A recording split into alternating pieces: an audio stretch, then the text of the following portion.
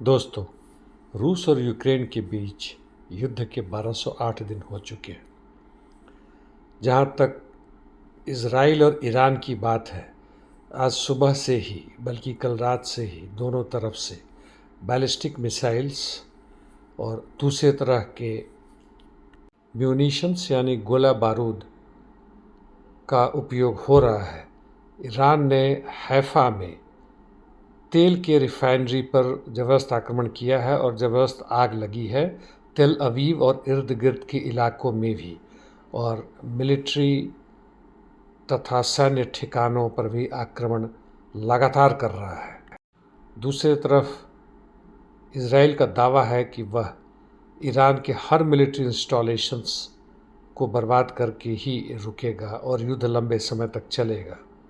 इस बीच अमेरिका के कई शहरों में ज़बरदस्त नो किंग के नाम से आंदोलन चल रहा है। प्रोटेस्ट बड़ी भारी संख्या में हो रहा है, हजारों नहीं लाखों लोग हैं। एक रिपोर्ट में कहा है कि प्रोटेस्ट में कई तरह के लोग हैं, जैसे लैटिन अमेरिका से आए हुए लोग जो वहाँ लीगली वहाँ के रहने वाले हैं, वो लोग शामिल हैं, छात्र शामिल हैं, लोकल जो अमेरिकी हैं वो भी शामिल हैं, मज़दूर भी हैं, लेकिन उनका कोई एक लक्ष्य नहीं है। इसमें डेमोक्रेटिक पार्टी भी है और कम्युनिस्ट पार्टी भी हैं, लेकिन वह कुल मिलाकर जो आंदोलन कर रहे हैं वह ट्रंप के खिलाफ है, ट्रंप की नीतियों के खिलाफ है, फासीवादी नीतियों के खिलाफ है। यह तब भी होता था जब बाइडेन राष्ट्रपति थे। यानी यह कहे कि वहाँ पे पूंजीवाद के खिलाफ, पूंजीवादी साम्राज्यवादी अमेरिका के खिलाफ कोई आंदोलन अभी रूप नहीं ले पा रहा है, कोई कि उसके लिए लड़ने के लिए कोई खास केंद्र अभी तक नहीं है। वापस ईरान और इज़राइल पे। ईरान के ड्रोन्स काफ़ी मात्रा में इज़राइल के कई क्षेत्रों में पहुंच रहे हैं और उनका इस्तेमाल संभवतः ईरान इज़राइल के आयरन डोम को पूरी तरह से सैचुरेट करने के लिए इस्तेमाल कर रहा है। यानी उसके रडार सिस्टम और जो भी एंटी एयरक्राफ्ट, एंटी मिसाइल, जो इनका अपना मिसाइल है, उसको ख़त्म करने की कोशिश है। और ऐसा लगता है कि कई ड्रोन बिना चेक किए हुए, बिना रोके हुए पहुंच रहे हैं। संभवतः इज़राइल ने इस नीति को समझा है और ड्रोन्स को मारने से इनकार कर रहे हैं और ड्रोन अपना काम कर रहे हैं।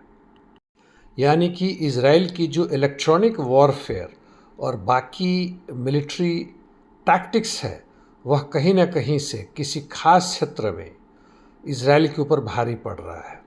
7 अक्टूबर 2023 के बाद से फिर से इज़राइल पे बहुत ज़बरदस्त भारी पड़ रहा है। हालांकि आप याद करेंगे तो हिजबुल्लाह के रॉकेट्स ने भी कम तबाही नहीं मचाई थी, लेकिन अभी के युद्ध में हिजबुल्लाह शामिल होने से मना कर रहे हैं, ऐसा लगता है मुझे। हाँ, हुतीज़ यानी यमनी आर्म्ड फोर्सेस, उनका भी मिसाइल्स बीच में बार बार पहुंच रहा है इज़राइल में।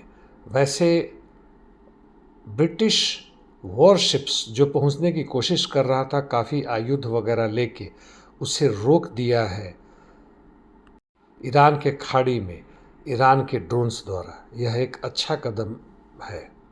रूस यूक्रेन फ्रंट पे वहाँ भी ज़बरदस्त काउंटर इंटरडिक्शन मिशन जारी है। यानी एक दोनों के तरफ से भारी मात्रा में ड्रोन और भिन्न भिन्न तरह के मिसाइल्स का इस्तेमाल किया जा रहा है, जबकि रूसी सैनिक दक्षिण में यानी जापोरिजिया से लेकर पूर्व में यानी पुक्रोवस्क और उसके ऊपर तोरेस्क, चासिव यार, सिवेर्स्क और पूर्व दक्षिण में, पूर्व उत्तर में यानी लाइमान से लेकर ऊपर तक कुपियांस्क में काफ़ी तेज़ी से आक्रमण जारी है और आगे बढ़ भी रहे हैं। यही स्थिति सूमी में भी है और वह सूमी सिटी के पास पहुंचने के लिए लगता है कि जल्दीबाजी कर रहे हैं।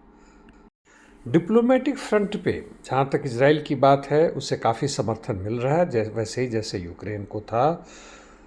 पूरे यूरोपियन यूनियन, नेटो, अमेरिका तक। और इस बीच में नेतान्याहू ने मैसेज भेजी है खामेनेई को, या ईरान के सरकार को कि आप फिर से वार्ता के लिए हमारे सामने बैठें। क्या यह संभव है? मुझे नहीं लगता कि ईरान अब दोबारा ऐसी बेवकूफ़ी हाल फिलहाल में करेगा। दूसरी तरफ नेतन्याहू ने ईरान के जनता से अपील की है कि वो अपने तानाशाह नेता के खिलाफ खड़े हो जाए। धन्यवाद।